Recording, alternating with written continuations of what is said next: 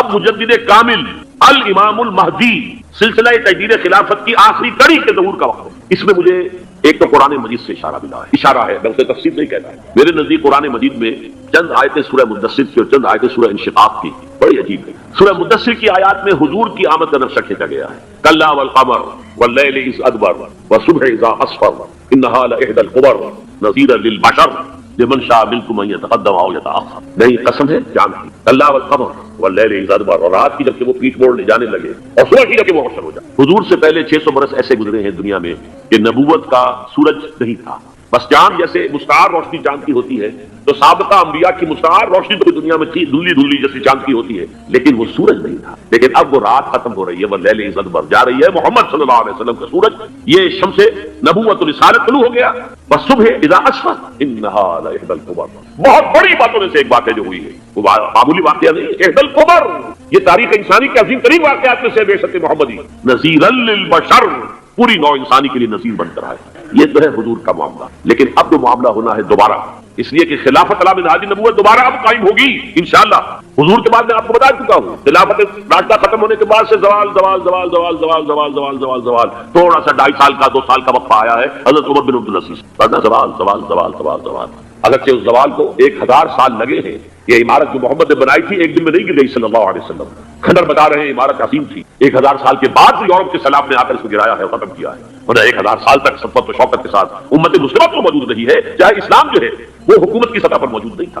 بہرحال اب جو اس کا دور آیا ہے دوبارہ خلافت علی منہاج النبوہ کا دور، اس کا نقشہ سورہ انشقاق میں کھینچا گیا ہے، فلا اقسم بالشفق۔ اب دیکھیے سورج غروب ہو گیا، حضور کی بعثت کے وقت تو سورج رسالت طلوع ہوا تھا، اب وہ سورج غروب ہو چکا ہے۔ سورج کے غروب ہونے کے بعد صرف روشنی رہ جاتی ہے شفق کی، سرخ سی، بس وہی باقی رہ گئی، باقی کیا رہ گیا؟ بدا الاسلام غریبا ویسعود کما بدا فتوبى للغرباء فلا اقسم بالشفق واللیل وما وسق۔ رات کی سی تاریکی ہے اور جو کچھ اس نے اپنے اندر جمع کر لیا ہے، والقمر اذا اتسق، اور قسم ہے چاند کی جب کہ وہ بھر جائے، پورا بھرتا ہے کتنے دنوں میں؟ 14 دن، اور 14 صدیوں کے بعد اب پہلی صدی کا جس نے کہ تجدید کامل کی عمر بن عبدالعزیز، 14 صدیوں کے بعد اب 15ویں صدی میں الامام المہدی کے ظہور کا وقت آئی۔ اب جو کچھ مجھے حضرت امام المہدی کے بارے میں کہنا ہے، دوبارہ اپنی بات دہرا رہا ہوں، یہ میرا ذاتی گمان ہے، اختلاف کیا جا سکتا ہے، میرا گمان یہ ہے کہ یہ اب جو مجدد آئیں گے وہ حضرت مہدی ہوں گے۔ پہلی بات تو یہ جان لیجیے کہ مہدی 2 ہیں، ایک شیعوں کے مہدی، ایک سنیوں کے مہدی، ان میں بڑا فرق ہے۔ شیعہ حضرات مہدی کو مانتے ہیں، وہ ان کے 12ویں امام ہیں، ان کے عقیدے کے مطابق انہیں پیدا ہونے کے فوراً بعد اس اندیشے سے کہ انہیں قتل کر دیا جائے گا غار میں چھپا دیا گیا تھا، تقریباً 1200 برس سے وہ اس غار کے اندر ہیں، وہ روپوش ہیں، چھپے ہوئے ہیں، اسی لیے انہیں امام غائب کہا جاتا ہے، اور اب ان کا انتظار ہو رہا ہے اس لیے انہیں امام منتظر بھی کہا جاتا ہے۔ اس لیے شیعوں کے دارالعلوم جو ہوتے ہیں دارالعلوم المنتظر، وہ اس لیے کہ ان کا انتظار کیا جا رہا ہے۔ تو یہ ہے اب ان کا خیال ہے کہ آخری دور میں، آخری زمانے میں وہ ظاہر ہو جائیں گے، غار سے نکل آئیں گے۔ دیکھیے میں اس عقیدے کو اس بنا پر رد نہیں کرتا، یہ ناممکن ہے کہ کیسے کوئی شخص جو ہے 1200 برس تک کسی غار کے اندر زندہ رہ سکتا ہے، نہیں، میں سمجھتا ہوں ممکن ہے۔ 300 برس تک اصحاب کہف رہے کہ نہیں رہے؟ سوئے رہے، 300 ایئرس ہم مانتے ہیں۔ حضرت عیسیٰ اسی حیات عرضی کے ساتھ 2000 سال سے موجود ہیں آسمان پہ کہ نہیں؟ آپ کو معلوم ہے حضرت عزیر 100 برس تک مرنے کے بعد دوبارہ زندہ کر دیے گئے، فاماتہ اللہ 100 عام ثم بعثہ، تو ناممکنات میں سے کوئی سوال پیدا نہیں ہو۔ لیکن یہ کہ آیا کوئی امامت معصومہ کا تصور قرآن اور حدیث سے ہمیں ملتا ہے؟ پھر یہ کیا یہ موروثی امامت کہ حضرت علی کی نسل جو حضرت فاطمہ سے چلی ہے اسی میں یہ امامت ہوگی؟ اس کے لیے ہمارے پاس کوئی دلیل نہیں ہے، ہم اس کو تسلیم نہیں کرتے۔ ہم تو سمجھتے ہیں کہ معصومیت ختم ہو گئی محمد رسول اللہ صلی اللہ علیہ وسلم پر، خاتم المعصومین ہے محمد رسول اللہ، اب ان کے بعد تو اجتہاد ہے اور خلافت ہے، عام معاملات میں اجتہاد ہوگا، نظام خلافت کا ہوگا۔ تو ہمارے نزدیک جو میں جس مہدی کا نام لے رہا ہوں وہ مہدی ہے جو ایک مجدد ہوں گے، جیسے کہ مجددین کے نام میں نے آپ کو گنوائے ہیں، مجدد الفسانی ہو، شاہ ولی اللہ ہو، سید احمد بریلوی ہو، شیخ الہند ہو، ایک ہوں گے انسان جو پیدا ہوں گے انسانوں کی طرح عام طور پر اپنی عمر کو پختگی کو پہنچیں گے، پھر وہ سامنے آئیں گے منظر پر، پھر وہ کام کریں گے، قیادت کریں گے، عرب میں ان کا ظہور ہوگا۔ دوسری بات یہ نوٹ کر لیجیے حضرت مہدی کے بارے میں، ہمارے ہاں احادیث کے جو مجموعے ہیں، ان میں جو ٹاپ کے 2 مجموعے ہیں ان میں کہیں حضرت مہدی کا ذکر نہیں ہے، نہ صحیح بخاری میں نہ صحیح مسلم، لیکن ہم اس سے نظر انداز نہیں کر سکتے کہ صحائح ستہ کی بقیہ 4 کتابوں کے اندر موجود ہیں، لہذا نظر انداز نہیں کر سکتے، اگنور کرنا ممکن نہیں ہے۔ اب اس میں میں چاہتا ہوں کہ کچھ حدیثیں آپ کو میں سناؤں جن میں حضرت مہدی کا تذکرہ کیا گیا ہے۔ پہلی ہے وعن عبداللہ بن مسعود قال قال رسول اللہ صلی اللہ علیہ وسلم، حضرت عبداللہ بن مسعود سے روایت ہے، وہ فرماتے ہیں کہ حضور نے ارشاد فرمایا لا تذهب الدنيا حتى يملك العرب رجل من اہل بیتی، یہ دنیا ختم نہیں ہوگی جب تک کہ عرب پر میرے اہل بیت میں سے ایک شخص کی حکومت قائم نہ ہو۔ اور آپ کو معلوم ہے کہ آج تک عرب پر حضور کے اہل بیت کی کوئی حکومت قائم نہیں ہوئی، اور جب قائم ہوئی بھی تھی حضرت علی کو اگر شمار کیا جائے، اس لیے کہ حضور نے وہ جو مشہور واقعہ ہے کہ ایک چادر میں لے لیا تھا حضرت علی کو اور حضرت فاطمہ اور حضرت حسین کو अल्लाहुम्मा हाउलाए अहल बैती, ए अल्लाह ये भी मेरे अहले बैत हैं। तो हज़रत अली की भी हुकूमत मुनक़िद नहीं हुई, पूरे आलम इस्लाम पर उनकी हुकूमत नहीं थी, इसलिए कि शाम और मिस्र दोनों सूबे जो हैं उन्होंने उनकी इताअत कबूल नहीं की। इस हवाले से ये मामला अभी होना है। ला तज़हबुद दुनिया हत्ता यमलिकुल अरब रजुलुन मिन अहलि बैती युआतिउ इस्मुहु इस्मी, उसका नाम वही होगा जो मेरा नाम है, यानी मोहम्मद सल्लल्लाहु अलैहि वसल्लम। उनका नाम भी, मेहदी का नाम भी मोहम्मद, मेहदी तो उनका नाम है।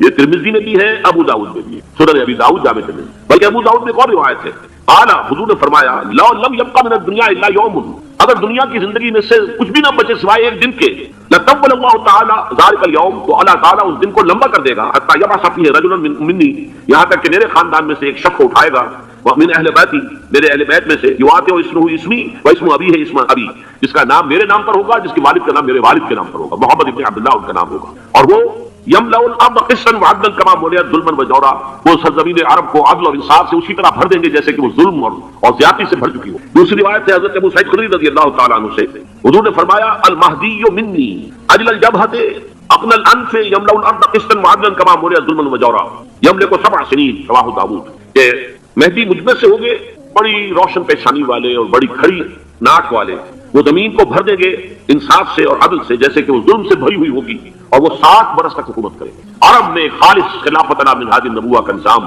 हजरत मेहदी के हाथों कायम होगा और 60 बरस तक कायम रहेगा अरब के अंदर। उसका अगला मरला मैं बाद में बयान करूँ। तीसरी रिवायत, और इसको मैं इसलिए खास तौर पर सुना रहा हूँ कि इसमें वही अल्फाज आए हैं जो मैंने इब्तिदा में हदीस आपको सुनाई थी, उसके अल्फाज हैं। अन अबी सईद क़ाल ज़करा रसूलुल्लाह सल्लल्लाहु अलैहि वसल्लम बलान युसीबु हाज़िहिल उम्मा हत्ता ला यजिदु रजुलु मलजअन यलजअु इलैहि मिन अज़-ज़ुल्म, हुज़ूर ने जिक्र फरमाया कि एक दौर ऐसा आएगा इंतहाई इब्तिला और आजमाइश और मसाइब का कि किसी शख्स को कोई सर छुपाने की जगह नहीं मिलेगी उस जुल्म से अपने आप को बचाने के लिए।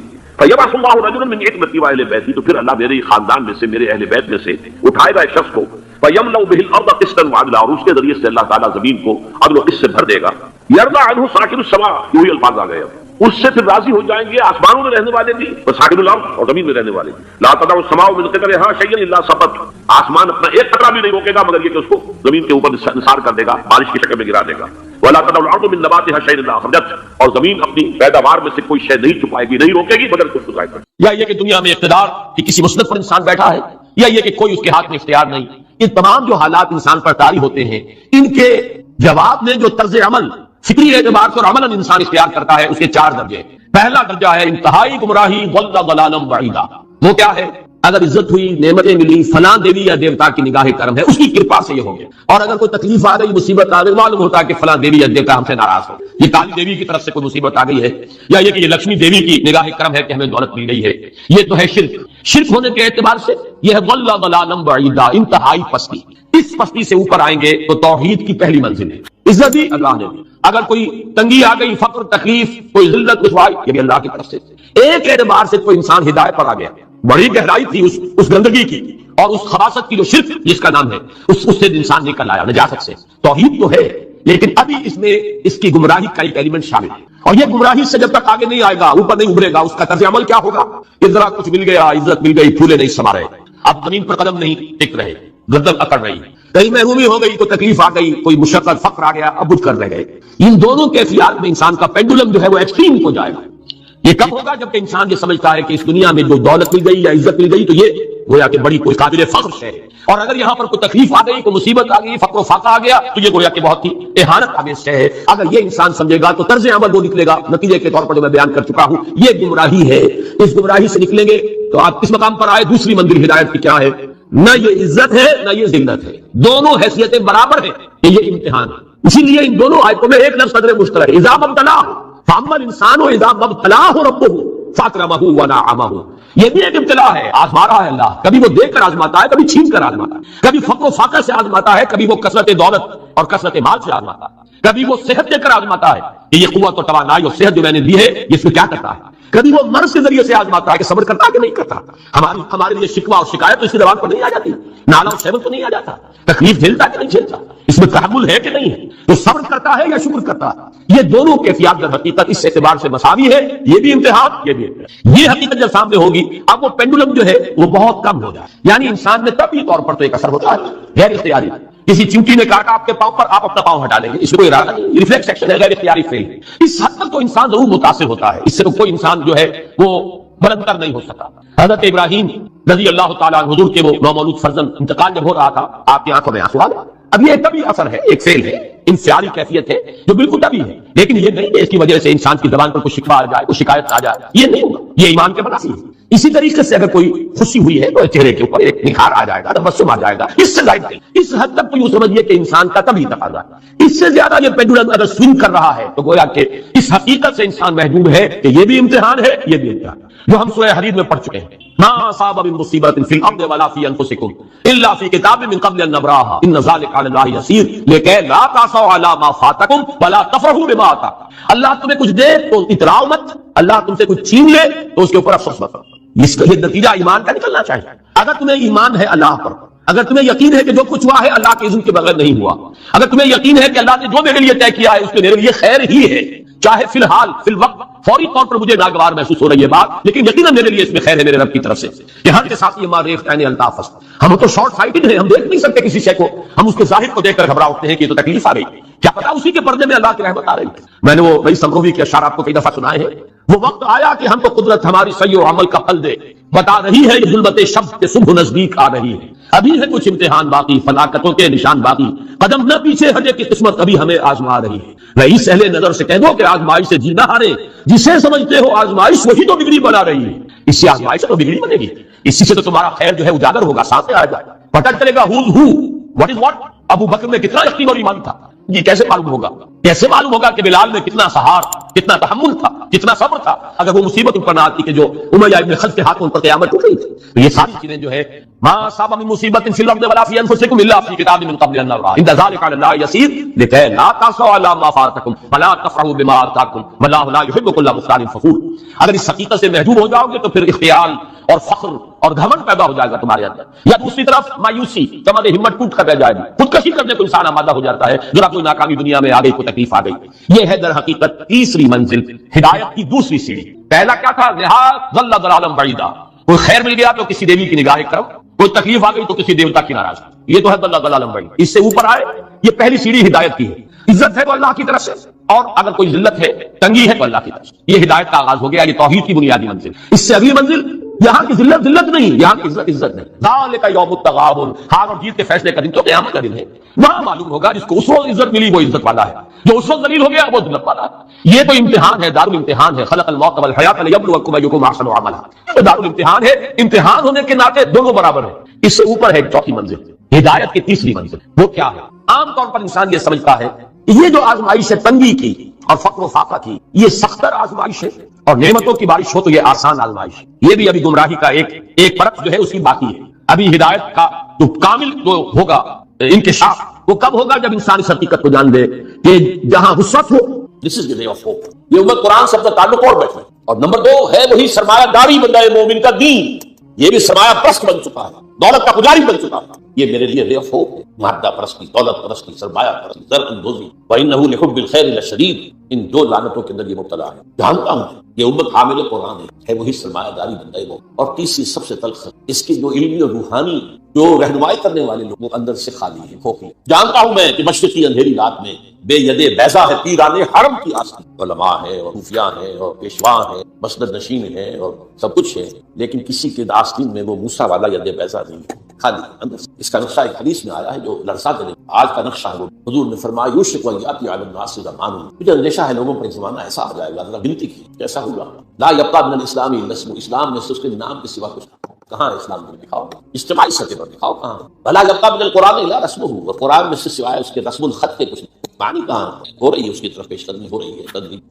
لیکن یہ حدیث کا جو ہے وہ سامنے ہے، مساجدہم عامرۃ، ان کی مسجدیں آباد تو بہت ہوں گی، بڑی بڑی مسجدیں، شاندار مسجد، عالی شان بھری ہوئی، بھرپور، جمعے کے اندر عیدین پہ، وہی خراب من الہدیٰ، ہدایت سے خالی، ایک رسم پرستی ریچولیزم رہ گئی، رسم اذان ہوئے، فلسفہ رہ گیا، رہی۔ اور آخری بات، علماءہم شر من تحت عدیم السماء، ان کے علماء آسمان کے چھت کے نیچے کی بدترین مخلوق ہوں گے، من عندہم تخرج الفتنۃ وفیہم تعود، ان کے اندر سے فتنے برآمد ہوتے رہیں گے، فلاں کافر، فلاں یہ، فلاں وہ، فلاں وہ، اور فتنے ان کے اندر ہی جو ہے داخل ہوتے ہیں۔ بہرحال یہ صورت تو ہے، لیکن ابلیس عجیب بات کہتا ہے، وہ میں چاہتا ہوں سمجھ، وہ فلسفے کا بڑا گہرا اصل حاصل کے تقاضاؤں سے ہے، لیکن یہ خوف ہو نہ جائے آشکارا شر پیغمبر کہیں، مجھے مسلمانوں سے اتنا خوف نہیں ہے کہ یہ دوبارہ شر پیغمبر کو لے آئیں گے، اصل حاضر کے تقاضاؤں سے خوف ہے۔ یہ کیا بات ہوئی؟ آپ نے کبھی سوچا بھی نہ ہوگا. دیکھیے یہ ایک فلسفہ ہے ہیگل کا ہے، پھر اسی پر مارکس کا فلسفہ آیا ہے، میٹیریلزم، ڈائلیکٹیکل میٹیریل. وہ فلسفہ کیا ہے؟ دنیا میں ایک سلسلہ چل رہا ہے تصادم اور ارتقاء.